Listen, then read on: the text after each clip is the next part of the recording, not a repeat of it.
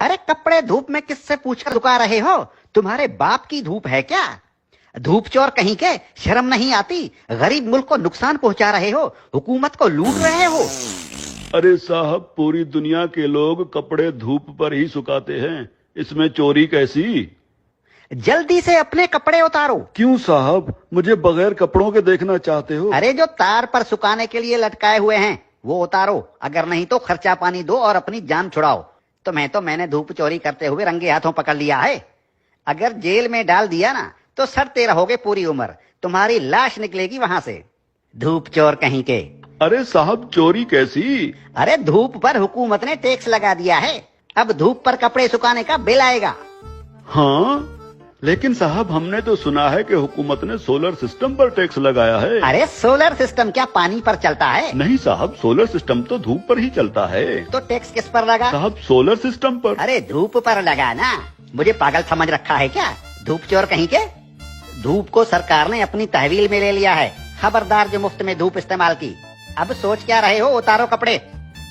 साहब मैं सोच ये रहा हूँ कि कैसे कैसे टैक्स लगा रही है हुकूमत हम आवाम पर।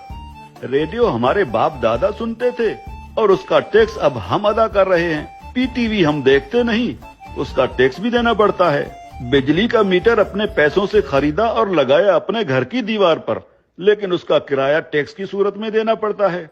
बिजली आने का टैक्स, बिजली जाने का टैक्स। अरे साहब, हम कौन कौन से टैक्स अदा करें? और जो IMF का कर्जा लेकर खा गए हो वो कर्जा कौन उतारेगा? अभी तो सांस लेने पर भी टैक्स लगेगा। मुफ्त में ऑक्सीजन गैस इस्तेमाल कर रहे हो, अपने बाप का माल समझ रखा है क्या?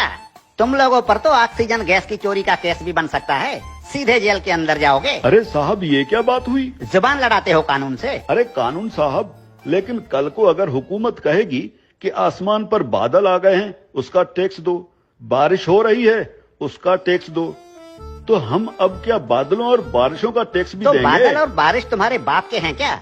अगर बादल इस मुल्क के ऊपर आए तो वो भी इस हुकूमत की मिल्कियत हुई ना, अवाम को उसका टैक्स देना पड़ेगा। और अगर बारिश हुई तो बारिश का टैक्स भी देना पड़ेगा। बादलों और बारिशों के बाप का मुल्क है क्या ये? हाँ? ये जो गलियों में धूल उड़ रही होती है ना, जो तुम्हारे मुंह में चली जाती है, इसका टैक्स भी देना होगा। मिट्टी मुफ्त की नहीं है, 76 सालों से मुफ्त खाए जा रहे हो। उतारो अपने कपड़े, धूप को मुफ्त का माल समझ रखा है। याद रखो, जो भी धूप का टैक्स नहीं देगा उसके घर के ऊपर सूरज निकलना बंद हो जाएगा। और हाँ, ये जो बिजली की तारों पर परिंदे बैठते हैं ना, उन्हें भी बता दो कि बिजली के तारों पर अगर बैठे तो उसका टैक्स देना होगा।